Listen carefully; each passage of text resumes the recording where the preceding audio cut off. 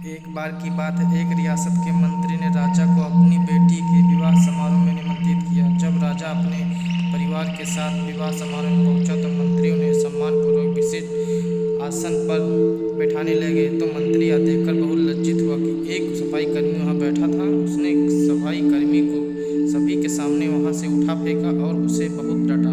सफाई कर्मी ने बहुत अपमानित महसूस किया और बदला लेने की योजना बनाने लगा। अगले दिन सुबह हुआ, जब राजा का कक्ष साफ कर रहा था तभी वह जानबूझकर बड़बड़ाया।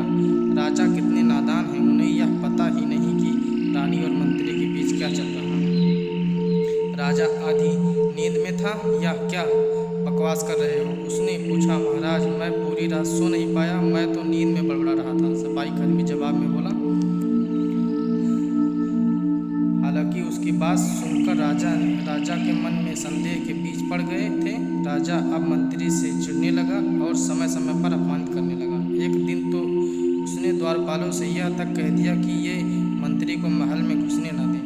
मंत्री राजा के व्यवहार से बहुत चकित था, लेकिन कुछ विचार करने के बाद उसे समझ में आ गया कि सफाई कर्मी ही इसके लिए जिम्मेदार हो सकता है। मैंने उसका भी अपमान किया था और उसी का उसने बदला लिया।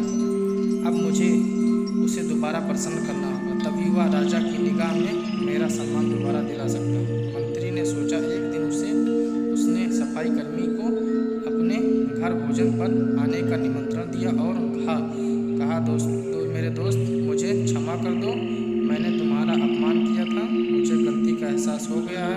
इस सुंदर कपड़ों को उपहार के रूप में ग्रहण करो, चलो मेरे साथ भोजन करो। सफाई कर्मी प्रसन्न हो गया।